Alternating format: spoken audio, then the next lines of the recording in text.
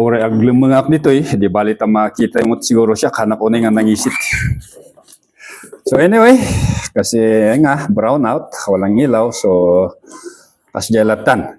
So, iti pa nagpatuloy tayo, iti verse by verse, kat tata, dati iti Ephesians chapter 3, verses 14 to 21. So, Ephesians chapter 3, verses 14 to 21, ay ito po yung panalangin ni Apostle Paul. Apostle Paul inspired prayer. Na kung saan siya ay nanalangin at ito yung kanyang mga panalangin. So kung titingnan natin sa verse 14 and 15, makikita po natin dito sino ba yung object ng kanyang panalangin. Kanino ba niya dinulog yung panalangin na ito? And then, from verses 16 to 19, ay dito po natin makita yung kabuuan ng kanyang panalangin or the content of his prayer. At yung content ng kanyang panalangin ay pinakita dito sa pamamagitan ng tatlong Greek high na purpose clause. So kung titignan natin from verse 16, meron makikita doon na in order that, ewan ko sa kung anong translation ang ginagamit yun, pero sa translation na ginamit ko, andun yung in order that. Sa verse 16, in order that He may grant you. Yun yung unang content. Followed by two infinitives. Ano yung infinitives na yun? Yung dalawang infinitives na kung saan sinabi doon na to be strengthened by the Spirit in the inner man. And then, ano yung pangalawang infinitive, that Christ may dwell in your hearts. So, yun yung verse 16, 17. And then, yung pangalawang infinitive or purpose ay magkikita natin sa verse 18. Sa verse 18, sabi po doon, in order that you may be empowered. So, in order that you may be empowered, or sa ibang translation, that you will be strengthened to the max. Kasi yung nagamit dito kasi is parang yung word ay sinasabi na you will be strengthened to the maximum. Kung ayaw ko kung anong klaseng maximum yan na kalakasan. So, you will be strengthened to the max. Ano ba yung purpose? Kung bakit we will be empowered, we will be strengthened. Kung bakit ba mabigyan tayo ng kalakasan. Ang purpose doon, una, sabi doon, you may comprehend with all the sense. We will be able to comprehend. Or intellectual, sa isipan natin ay talagang mapanghawakan natin yung pag-ibig ni Kristo. Kaya nga binigyan tayo ng kalakasan para sa isipan natin, mapanghawakan natin yung pag-ibig ni Kristo. And then, yung pangalawa na infinitive again here, ay yung, sabi doon, and to know the love of Christ. So, we will be strengthened, mabigyan tayo ng kalakasan para malaman natin sa ating isipan at mapanghawakan sa ating isipan yung pag-ibig ni Kristo. At dito naman sa verse 18 din, or verse 19, sabi dito, in order that we may know. Malaman natin, ginosko yung nagamit dito, ibig sabihin, meron yung intimate and experiential love. Hindi lang po sa isipan, kundi pati sa everyday life natin, sa pang-araw-araw na buhay natin ay kasama natin yung pag-ibig ni Kristo. Experientially. At pangatlo na content ng panalangin ni Pablo ay sabi dito, that you may be filled up with the fullness of God.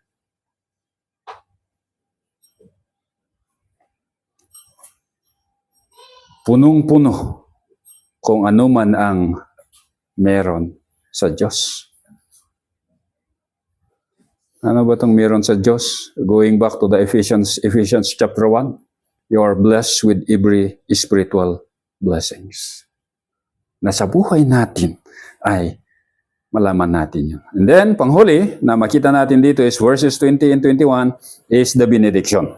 So, kung tinignan natin, Ephesians chapter 3 verses 14 to 19 ay isa ito sa 8 na mahaba na sentence sa Ephesians. Actually, sabi nila, there are 8 long sentences in this epistle. Lang mahaba-haba siya. And 14 to 19 is one of that sentence. So, sa verse 14, sabi po dito, for this reason, I bow my knees before the Father.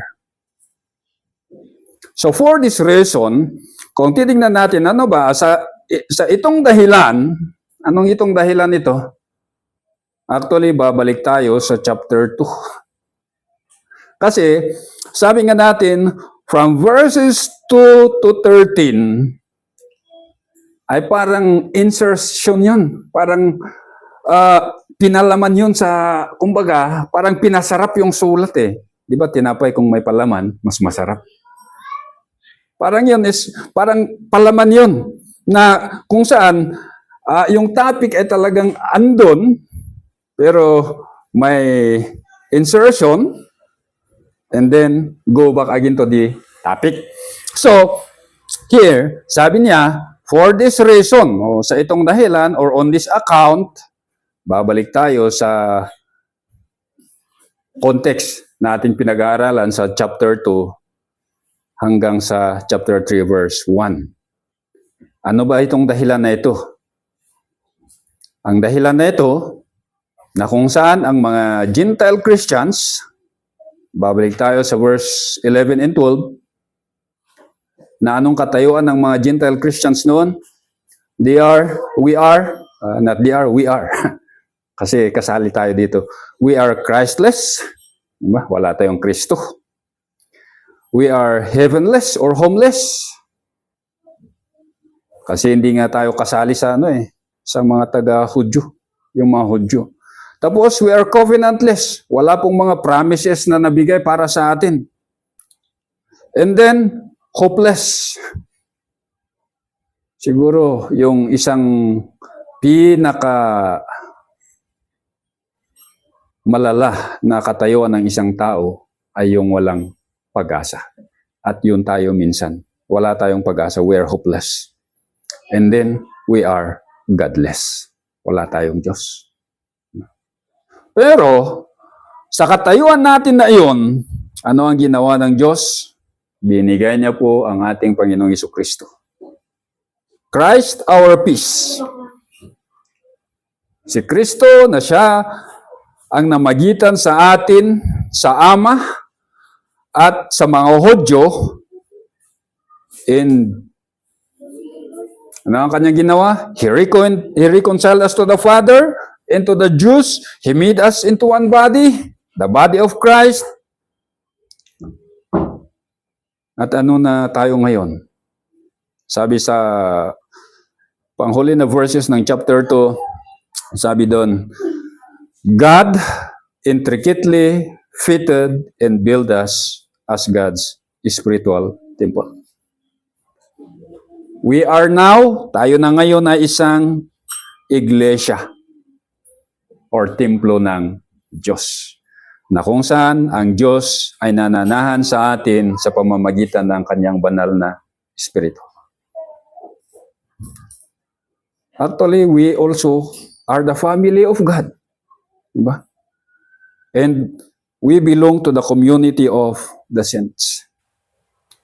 So, on that account, sabi ni Pablo, sa kadahilanan na ito, na ganito ang ginawa ng ating Panginoon sa atin, sabi niya, I bow my knees before the Father. So, makita natin dito, ano ba yung dahilan na bakit ako ay nananalangin? Minsan, ang dahilan kung bakit tayo ay nananalangin ay sa kadahilanan ng mga prayer request natin. Ano?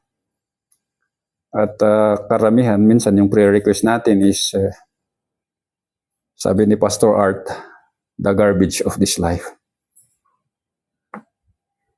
Kung ano yung kainin natin, kung ano yung idamit natin. Kaya sabi niya sa kanyang pagtuturo daw, sa isang universidad, minsan, napagkamalan siyang isang atheist or agnostic. Kasi, exam time, ay may nakita siya na 2 or 3 Kristiyano na estudyante na nanalangin. Nilapitan, sabi niya, nakita ko na ikaw ay nanalangin. Ano ba yung pinanalangin mo? Sagot daw ng estudyante, para ma-perfect ko yung exam. Sagot daw ni Pastor Art, sabi niya, siguro kung nag-study ka, mas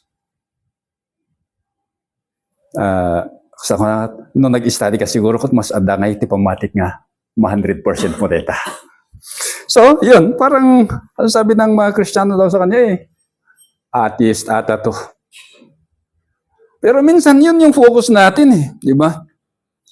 Pero dito makita natin, ano ba yung dalangin ni Pablo dito? Ano ba yung dahilan kung bakit siya ay nananalangin? It is because yung ginawa ng Diyos para sa atin. The reason he prayed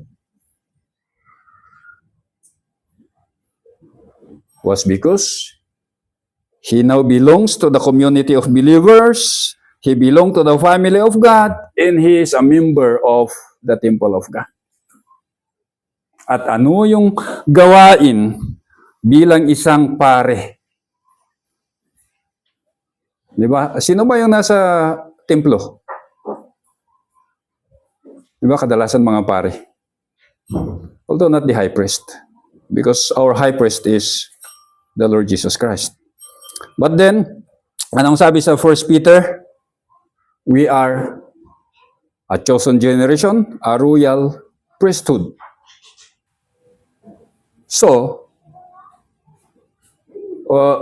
ano ba yung normal na trabaho ng mga pare? Di ba? To worship. To lead in worship or to worship. To pray. So, makita natin na yun yung dahilan kung bakit tayo nananalangin Secondary na yung yung mga prayer concerns natin. We worship, we pray because of what God has done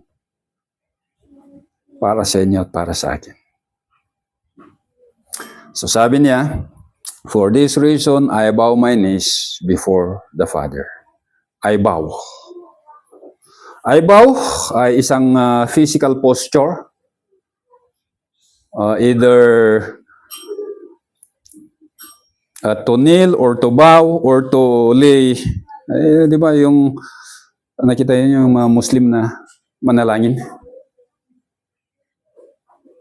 Parang ganun. Na yun is bowing down or inclining some part of the body para magpakita ng respeto, magpakita ng devotion at magsabi ng panalangin. The reason why one kneels down in prayer, the number one reason is because we worship the Lord. Kasi nananambahan tayo. Yun yung dahilan kung bakit tayo nananalangin. We worship. Kasi yung posture of bowing down, actually that is a sign of submission. Pagpapasakop. Na tayo ay walang kakayahan kung wala ang Diyos na tutulong. Kaya sabi ni Pablo, I bow my knees before the Father.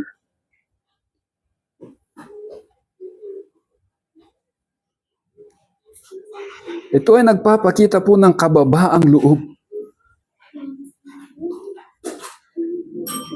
Pinapakita po natin sa Diyos na walang-wala tayo kung wala siya. Ewan ko kung nakita nyo yung isang viral na video ng isang pastor na kung saan sabi niya, ako, I am the most blessed. Hirap naman yun. Kasi meron siya daw power, meron siyang riches or whatever. Kaya sabi ko, paano kaya ito mananalangin? Kung lahat na lang ay nasa inyo na. How can you pray? Wala eh. If you have everything, how can you pray? Wala. Hindi mo na kailangan ng Diyos.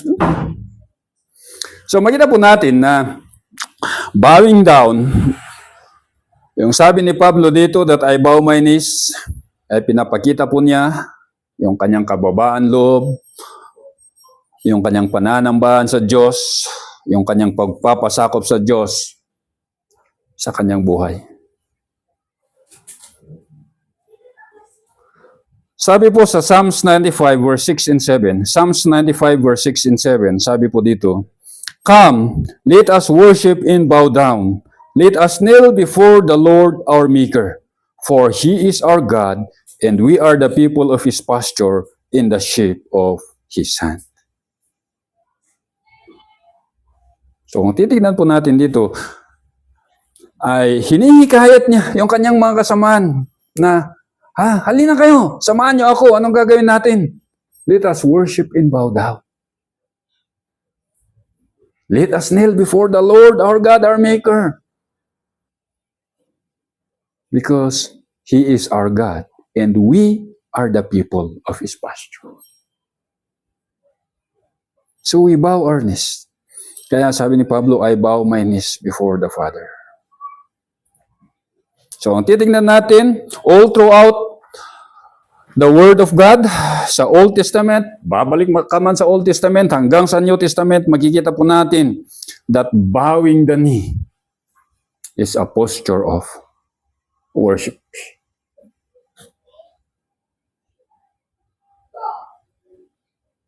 Kaya nga, tinawag si James, yung kapatid ng ating Panginoong Hesus, na the camel knee.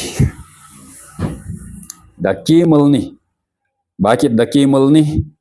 Kasi yung tuhod niya ay parang tuhod daw ng kamelyo. Sa anong kadahilanan?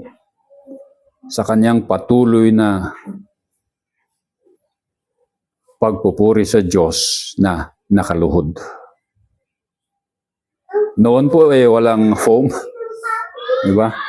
Walang foam noon. Kaya if you bow down before, talagang masakit. But then, he was known for that. So, sabi ni Paul dito, I bow before the Father. So, the object of his worship or his prayer is before the Father.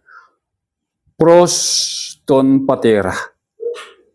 The word pros, pinapakita dito yung idea na malapit-lapit ang God the Father. Hindi po siya nasa langit na napakalayo. Hindi. When he worshiped the Lord, sabi niya, I am in the very face of the Father. So when we pray, bagamat minsan, hindi po natin siguro ma-feel. Sabi nga nila ma-feel. Ada narik nam tatay, hindi nagkanta tayo. Ada narik nam, hindi nagkararag tayo. Minsan wala. But the Word of God says that when we pray, when we worship before the Lord, we are in His very presence. Andun po siya. Andun po tayo sa kanyang presensya. So before the Father signifies the closeness of proximity, the intimacy of fellowship, and the close-knit band of relationship. So makikita po natin dito that when we pray before the Father, kung nananalangin tayo, when we worship before the Father, Lapit siya. Hindi po siya malayo. And then, when we worship, there is that intimacy, there is that closeness, yung talagang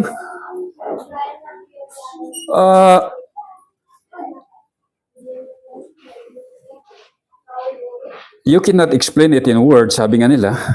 Minsan, the feeling when you are in fellowship with the Father. Minsan, sometimes it's very dry. Diba? There are times na kung ikaw ay nananalangin, parang tumatalbog lang sa kisame. Buti kung walang kisame para diretso. Pero, we know that there is that intimacy. There is that closeness of fellowship. And that close-knit bond of relationship. Ang komo, dagiti ubing no malambing da ni Father da. Di ba, para bang yung anak na malambing sa ama na. Alam mo, He is your Father.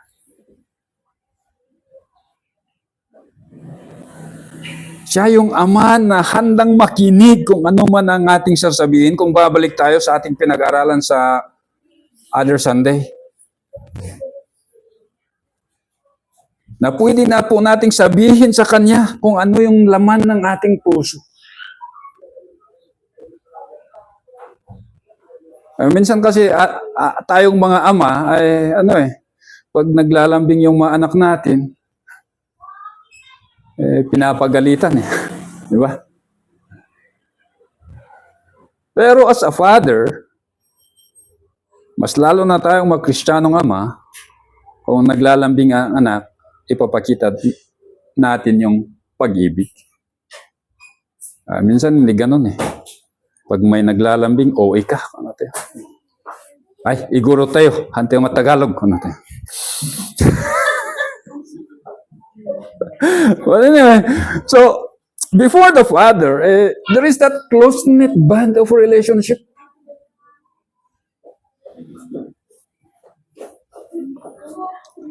And then alam po natin, yung word na the Father ay pinapakita dito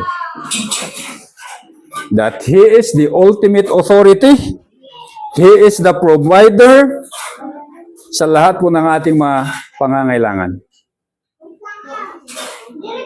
Sabi ni Kuya Eric kanina, pag binabasa po natin yung salita ng Diyos, bagamat nakasulat siya sa Griego, yung mindset, Hudyo. So, ano mo yung mindset ng mga Hudyo sa Ama?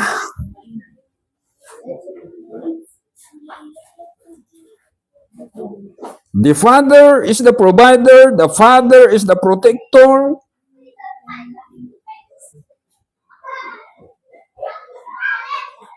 So, when we go to God in prayer or in worship, dapat alam po natin ang ating Ama. Di ba? That He provides, that He protects,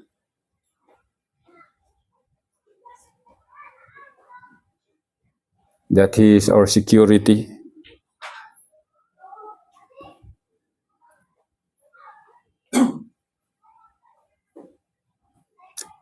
So, sabi ni Pablo, I bow my knees before the Father. Actually, kung titignan natin yung word na bow dito, nasa present tense siya. Present active, indicative. Ibig sabihin, ito yung kanyang daily activities. Ito yung kanyang gawain sa pang-araw-araw. Hindi po siya nawawala. So, in application sa buhay po natin, ano kaya yung makikita natin dito na lesson? I intentionally and continually bow my knees before the Father. Ang binabasa ko po ito, pinag-aaralan, ay nakita ko po ito na parang isang rebuke sa akin mismo. Na minsan, sa pagiging busy, we do not have time to worship. Although lahat ng ating mga activities, that is part of worship anyway, But then sometimes, habang ginagawa po natin yung ating mga activities, ay nawawala po ang Diyos sa ating isipan. Pero si Pablo, sabi niya, I continually bow my knees before the Father. So it is a rebuke. And it is a challenge na patuloy po tayo na manalangin at manambahan sa ating Ama. So kung titignan natin, kung babalikan natin yung sino ba kasi si Pablo, verses 2 to 13, ano yung nakita natin doon kay Pablo? He was given the revelation in his stewardship of the mystery of Christ. Sa kanya nabigay yung pangangalaga at pagtuturo regarding the mystery of Christ or the gospel. And then, ginawa siyang alipin ng Ebanghelyo. At by divine perspective, anong sabi niya? I am the least of all the saints who was given the grace to preach and to illuminate God's people. Sa verse 13, nakita po natin that this man of God experienced difficulty, persecution, sufferings, tribulation to the greatest degree that we can ever know because of the gospel. So in the midst of these accolades, anong sabi niya? I give my time to worship. I continually worship and intentionally worship. Yun po yung buhay ni Apostle Paul. Sa verse 15, from whom every family in heaven and on earth derives its name. From whom? So babalik tayo, sino ba to? Sino bang tinutukoy dito? God the Father. The sovereign authority, the sustainer, and the provider of the family. At dito, from, yung word na from, ay pinapakita dito na yung mga susunod na phrase ay sa kanya mismo galing. So from whom every family in heaven and on earth derive its name. Every family, yung word na ito ay parang pinapakita na it does not advocate. Una, it does not advocate or hindi niya tinuturo yung katuruan na marami, na tinatangkilik ng marami, na sinasabi nila na ang Diyos ay siyang Diyos Ama ng lahat ng tao. The universal fatherhood of God. Kaya saan ka man mapunta, mas lalo na pagsalamay, sasabihin nila ay, amin tayo ko't anak ni Diyos mo't lang. It does not advocate that thesis. Or the one brotherhood of mankind. Na kung saan sinasabi doon na, ay lahat tayo ay magkakapatid kay Kristo. Hindi po totoo yun. Kasi sa kasulatan, sinabi po doon that there are two spiritual families on earth. John 1:12, for those who are born of God. Meron niyang pinanganak ng Diyos. There are those who are born of God. And sa John 8:44, anong sabi ni Kristo? You are like your father, the devil. Sa mga Pharisee. So there are two families on earth. So sinasabi dito hindi po lahat ng yung word na family na ito ay tinutukoy niya yung family ng Diyos. Actually, yung word na family here is lineage or ancestry that is linked for over long period of time that descends from one father. Na ito yung word na family dito ay pinapakita yung isang ancestry, isang clan. Isang clan na kung saan sa kapanahunan pa ni Kupong-Kupong ay andun na to. Pero iisa yung Ama. And that is God, the Father. So God has only one family. The saints from every age. Some are already in heaven with the Lord, and some of us are still on earth, but still with the Lord. So yung family na ito, sabi dito, every family in heaven and on earth, ay sinasabi na yung iba, nakauwi na ng langit na bayan. Pero yung iba, andito pa tayo sa mundong ibabaw na ito. Pero, iisa yung Ama natin. That is God the Father. Na kung saan sabi dito, every family in heaven and on earth derive its name. Yung word na derive its name ay ibig sabihin to designate an appellation or bigyan ng pangalan. Yung pamilya ng Diyos ay, di ba, lahat po tayo ay may last name. At doon po natin makikilala kung sino yung mga ninuno natin. At ganyan din po dito eh. So sabi dito, na tayong mga Kristiyano, yung pangalan po natin ay nanggaling sa pangalan ng Diyos. Kaya actually in the Old Testament, kung titingnan natin, yung mga pangalan nila, may meaning po yung pangalan nila eh. Anong ibig sabihin ng Yeshua? God is my salvation. O si Nebuchadnezzar, my God, Nabu, watch over my ear. So, may ibig sabihin yung mga pangalan.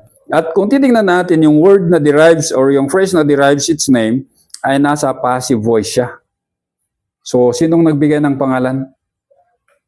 Hindi po tayo ang nagbigay ng pangalan ng bawat isa.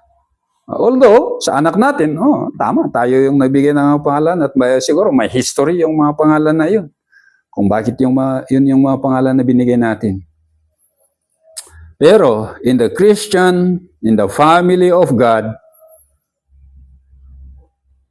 yung pangalan po natin, it is identified with Christ.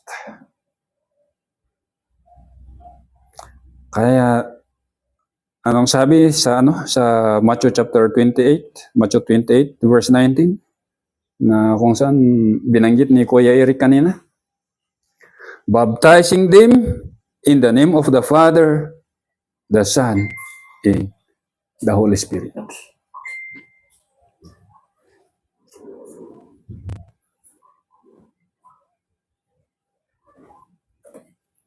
Ang pangalan po natin actually, yung Christian, kung yung pangalan natin is Christian, then so be it. Diba si Paul Bunyan? Si Christian. Kaya yung pangalan po natin bilang isang mananampalataya ay dapat alagaan natin. It is a sacred and a hallowed testimony of God's word.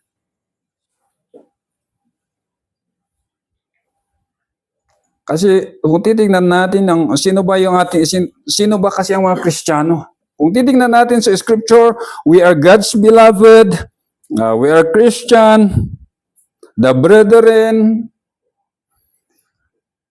Kaya nga uso yung tawagan na brother and sister. Pero parang sa ngayon, parang nakurap na yung tawag na yun. Kasi pati yung mga LGBTQ plus yun din yung kanilang mga tawagan ngayon. But actually, that nanggaling po yun sa mga Kristiyano eh.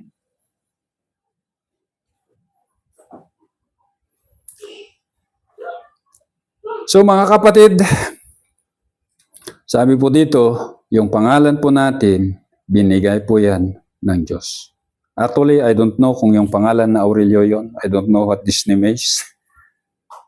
Basta ang alam ko, yung pangalan na ito, it is attached to my Lord and Savior Jesus Christ.